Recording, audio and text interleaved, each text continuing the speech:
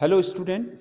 उत्तराखंड में UK triple SC ने हिंदी जो आपका करा रहा है विभिन्न परीक्षाओं में, उसके लिए जो अप्रोच अपना रखी है, उसको लेकर के हमारा अगला क्वेश्चन पेपर है हिंदी का। किसी भी पेपर में आपका जो हिंदी है, हिंदी में देखो किसी में भी कोई अंतर नहीं है, लगभग लगभग सारी चीजें हिंदी में एक ही हैं, चाहे वो आप समूह का दो, चाहे आप कनिष्ठ सहायक का दो, चाहे आपके जो फॉरेस्ट गार्ड है, कांस्टेबल है, यूके ट्रिपल एससी जो करा रहा है उसके हिसाब से आपके पैटर्न में जो आपके क्वेश्चन पूछे जा रहे हैं उन पर हमने ये क्वेश्चन पेपर बनाया है। आपको कैसा लगा आप कमेंट करके हमें जरूर बताइएगा।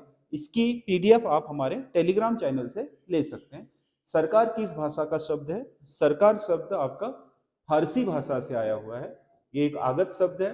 मतलब आगत शब्द का मतलब जो हमारे हिंदी भाषा में भारत की सीमाओं से बाहर से आए हुए शब्द हैं उन्हें हम आगत शब्द बोलते हैं। तो आगत शब्द आपके विदेशी शब्द भी कहलाते हैं। उनमें आपका फारसी भी है, अरबी भी है, अंग्रेजी भी है, क्योंकि इनका लंबे समय तक शासन रहा है। अरबी और फारसियों का, तुर्कों का, तो उनके शब्द हैं, अंग्रेजों के शब्द हैं, ये ज़्यादा हैं। जापानी हैं, चीनी हैं, पुर्तगाली हैं, इनके शब्द थोड़े कम हैं, इनके ज़्यादा होंगे। और अरबी और फारसी में थोड़ा आपको ध्यान देने की ज़रूरत पड़ेगी, क्योंकि इन दोनों के बीच काफ़ी सिमिलरिटीज़ हैं, मतलब समानताएं बहुत ज़्यादा है अरबी और फारसी के शब्दों में।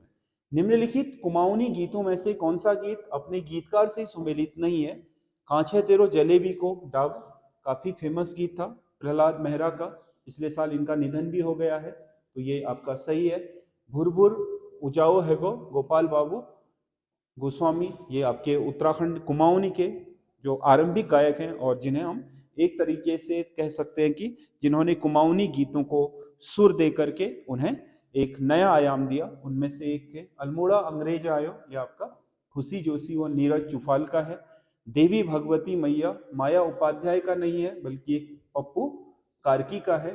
तो इसका सही आंसर ये होगा जो सुमेलित नहीं है। अगला क्वेश्चन है, पदबंध कितने प्रकार के होते हैं? पदबंध किसी वाक्य का वह हिस्सा होता है जिसमें एक से अधिक शब्दों का उपयोग केवल एक शब्द के लिए किया जा रहा हो। कहने का मतलब है चार पांच शब्द मिलकर के, जैसे आपने कहा अयोध्या के राजा राम, क्या कहा?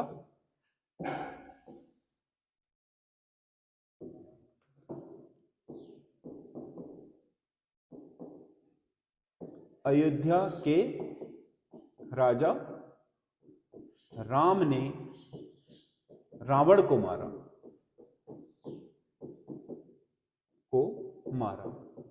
ये एक वाक्य हुआ। इस वाक्य में देखो अयोध्या के राजा राम, इतने शब्द केवल एक संज्ञा राम के लिए प्रयोग किए गए। अगर ये कहता राम ने रावण को मारा तब भी वाक्य वही था। बस ये एक पद, दो पद, तीन पद, चार पद एक ही के लिए आए हैं। तो इन चार पदों का काम केवल एक नाम को बताना है राम के, यानी कि संज्ञा पदबंध है ये। तो किसी वाक्य का वह हिस्सा अगर है, तो जरूरी नहीं हर वाक्य में पदबंध हो, जहां पर होता है तो वो पदबंध चार तरीके के हो सकते हैं। या तो ये आपका संज्ञा का काम कर सकता है या विशेषण का काम कर सकता है, जिसमें चार के चार पदों में शीर्ष पद क्या हो? विशेषण हो, तो वो विशेषण पदबंध। चार पदों में मतलब एक से अधिक पद अगर एक ही क्रिया के लिए काम कर रहे हैं तो क्रिया पदबंध, और अगर एक से अधिक पद केवल क्रिया विशेषण बताने के लिए काम कर रहे हैं तो क्रिया विशेषण। तो चार होते हैं, संज्ञा पदबंध, विशेषण पदबंध, क्रिया पदबंध और क्रिया विशेषण पदबंध। तो इनके चार प्रकार होंगे। उजड़न बकत किरमड़क पांख, मतलब उजड़न वक्त मतलब उजड़ते वक्त, मतलब किसी का विनाश होते वक्त। जैसे आपने देखा होगा किरमोल का मतलब चींटी होता है, बोलते हैं ना चींटी को, चींटी के पर लगना मतलब उसका विनाश का समय आना।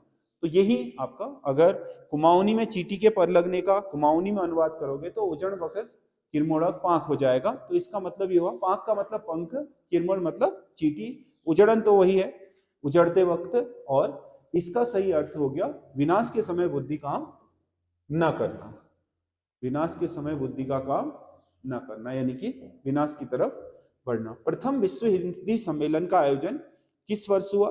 प्रथम विश्व हिंदी सम्मेलन मतलब हिंदी को वैश्विक स्तर पर प्रचारित करने, उसे एक अंतरराष्ट्रीय भाषा का आपका स्थान दिलाने, यूएन में उसकी आपके जो यूएन की भाषाएं हैं उनमें स्थान दिलाने के लिए, वैश्विक स्तर पर उसका प्रचार प्रसार करने के लिए 1975 में नागपुर में पहला आपका जो विश्व हिंदी सम्मेलन आयोजित हुआ था, उसके बाद से आपके लगातार आपके हिंदी सम्मेलन आयोजित किए जाएंगे। इसको लेकर के आपके लगातार आपके हिंदी सम्मेलन आयोजित होते हैं ताकि वैश्विक स्तर पर हिंदी को एक महत्वपूर्ण स्थान दिलाया जा सके, क्योंकि भारत की जनसंख्या बहुत ज्यादा है और भारत की बहुसंख्यक जनसंख्या द्वारा हिंदी बोली जाती है, तो दुनिया में हिंदी बोलने वालों की संख्या अच्छी खासी है, तो यूएन में इसे स्थान मिलना चाहिए।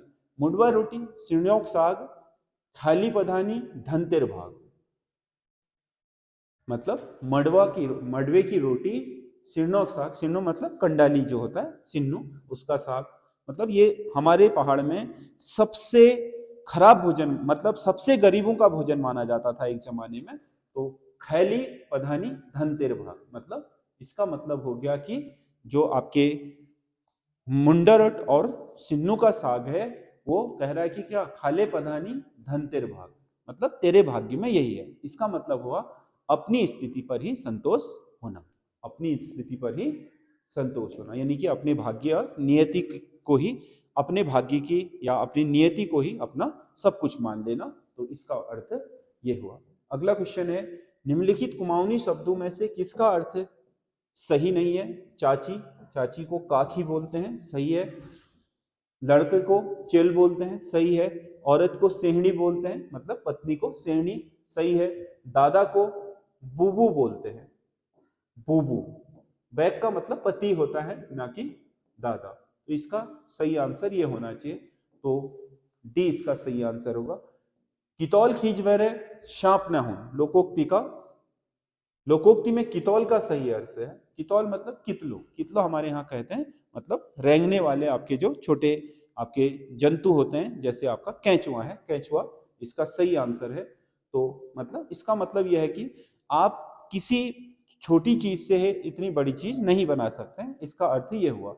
मतलब कैंचुए को खींच करके हम सांप नहीं बना सकते, यानी कि कम संसाधनों से हम बड़ा संसाधन नहीं बना सकते, यह अर्थ है। तो यहाँ पर कितौल का मतलब कैंचुआ है। अगला क्वेश्चन है, निम्नलिखित में से शुद्ध वर्तनी वाला शब्द कौन सा है? इसमें कवियत्री है, ये कवियत्री होता है, तो ये आपका गलत वर्तनी है। पूज्यनीय, पूज्यनीय है, ये पूजनीय होता है, पूजनीय जो आधा नहीं पूरा होगा और नी के ऊपर बड़ी की मात्रा होगा, पूजनीय। अंत्याक्षरी, ये सही है। वस्तुनिष्ठ नहीं होता, वस्तुनिष्ठ होता है, तो ये भी आपका गलत है। तो सही वर्तनी होगी सी। सदैव शब्द का सही संधि विच्छेद होगा, तो ये होगा आपका सदा धन एव, आ धन ए बराबर आई, यानी कि आपका आई और औ बनते हैं किसमें? वृद्धि संधि में।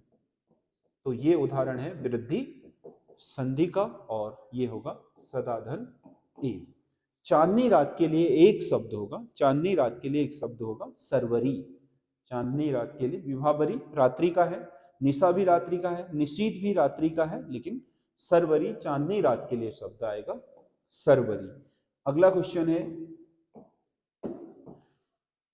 ईश्वर तुम्हें दीर्घ आयु दे, अर्थ के आधार पर वाक्य होगा। अर्थ के आधार यानी कि किसी भाव वाक्य को कहने का प्रयोजन या भाव क्या है, इसके आधार पर वाक्य 8 प्रकार के होते हैं। ईश्वर तुम्हें दीर्घ आयु दे, यानी कि इच्छा व्यक्त कर रहा है कि तुम्हारे साथ अच्छा हो, तुम्हारी उम्र बढ़ जाए, तो ये इच्छावाचक वाक्य होगा, इच्छावाचक वाक्य। दिन रात अध्ययन करने के बाद भी वह प्रथम स्थान प्राप्त न कर सका, दिए गए वाक्य में रेखांकित पद में पद की शुद्ध वर्तनी क्या होगी? तो इसने दिया है ये अध्ययन, तो ये अध्ययन नहीं होगा, अध्ययन है, ये होना चाहिए अध्ययन। क्या होना चाहिए? अध्ययन होना चाहिए। अगला क्वेश्चन है, हिंदी वर्णमाला में ऊष्म व्यंजन कौन से होते हैं? ऊष्म मतलब जिन व्यंजनों को बोलते समय हमारे श्वास की मात्रा ज्यादा आती है और मुंह के किसी स्थान पर रगड़ा खाती है, जिससे आपके मुंह में गर्माहट उत्पन्न हो, ऐसे शब्दों को बोलते, हर ऐसे वर्णों को बोलते हैं ऊष्म व्यंजन। सौ है, सौ है और सौ और हो, जब भी इन्हें बोलेंगे तो श्वास की मात्रा, आपके श्वास का जो आपका प्रवाह है वो हमारे मुख भाग में किसी हिस्से से रगड़ खाते हुए आगे बढ़ेगा, तो जब भी हम किसी चीज को रगड़ते हैं तो ऊष्मा उत्पन्न होती है, इसीलिए इनको ऊष्म व्यंजन कहा जाता है। अगला, औपचारिक पत्र में दिनांक कहाँ लिखा जाता है? औपचारिक पत्र मतलब सरकारी पत्र जिनमें फॉर्मेलिटीज होती है, तो दिनांक हमेशा, जैसे आपका प्रेषक का जो पता है, प्रेषक का पता होता है जो, जैसे यहाँ आपने लिखा पत्रांक, यहाँ आपने विभाग का नाम, कार्यालय का नाम लिखा था, यहाँ पत्रांक लिखा, यहाँ आपने क्या लिखा? कार्यालय का पता, और ठीक पते के नीचे लिखोगे आप दिनांक। तो यह आएगा किसके नीचे? प्रेषक के पते के नीचे, प्रेषक के पते के नीचे। औपचारिक पत्र का मतलब कार्यालय पत्र है, सरकारी पत्र। किसी कंपनी में नौकरी पाने हेतु लिखा जाने वाला पत्र किस श्रेणी में आएगा? किसी कंपनी में अगर नौकरी पाने के लिए आप क्या क्या करते हैं? पत्र लिखते हैं, तो वो कहलाएगा आवेदन पत्र, यानी कि एप्लीकेशन। आपका जो फॉर्म है उसे हम आवेदन पत्र बोलेंगे, एप्लीकेशन लेटर। खांसी का तत्सम शब्द क्या होता है? खांसी, खांसी तद्भव शब्द है जो कास शब्द से आया है, तो इसका सही आंसर ये होगा। अगला क्वेश्चन है, आए थे हरिभजन को ओटन लगे कपास, यानी कि जिस काम के लिए आए थे वो ना करके कि कोई दूसरा काम करना, तो ये आपका सी इसका सही आंसर होगा। जिसके काम के लिए गए थे उस काम को ना करके कोई दूसरे काम में लग जाना। कौन सा शब्द प्रत्यय रहित है? प्रत्यय, गौरव गुरु शब्द से बना है, गौरव शब्द, तो प्रत्यय लगा है इसमें, गुरु शब्द में प्रत्यय लगा के। महिमा शब्द महा, महा से बना है, महा में आपका प्रत्यय लगने से बना है। वसंत शब्द, वसंत अपने आप में पूर्ण शब्द है, इसमें कोई प्रत्यय नहीं लगा है। नगरीय, नगर शब्द में प्रत्यय लगा करके बना है, तो इनमें प्रत्यय लगा है, इसमें प्रत्यय नहीं लगा है। फाटी घाघोर रेशमक नाड़ू, कुमाऊनी लोकोक्ति का अर्थ क्या है? फटी हुई घाघरी और रेशम का नाड़ा, तो ये आपका बेमेल, आपका क्या एक तरीके से बेमेल सहयोग, मतलब ऐसा कि रेशम बहुत महंगा होता है, घाघरी क्या है? फटी हुई, नाड़ा किसका है? रेशम का, तो ऐसा सहयोग क्या कहलाएगा? बेमेल सहयोग। तो इसका सही आंसर ए होगा। तो ये आपके 20 क्वेश्चन हिंदी के हैं। आपके हर प्रश्न पत्र में 20 ही नंबर की हिंदी पूछी जाती है, तो उसे थोड़ा आप वर्सेटाइल, जो आप वर्तमान तरीका अपनाया है यूके ट्रिपल एससी ने, इसी पर आप तैयारी करें और हमारे साथ लगातार जुड़े रहिए। आपके सभी तरह के क्वेश्चन जो यूके ट्रिपल एससी तैयार कर रहा है हर परीक्षा के लिए, उसे हम यूट्यूब पर लगातार डाल रहे हैं। तो हमारा जो चैनल है एसएस स्टडी, इसके साथ बने रहिए और लगातार हमें कमेंट करते रहिए, अपने सुझाव देते रहिए। धन्यवाद।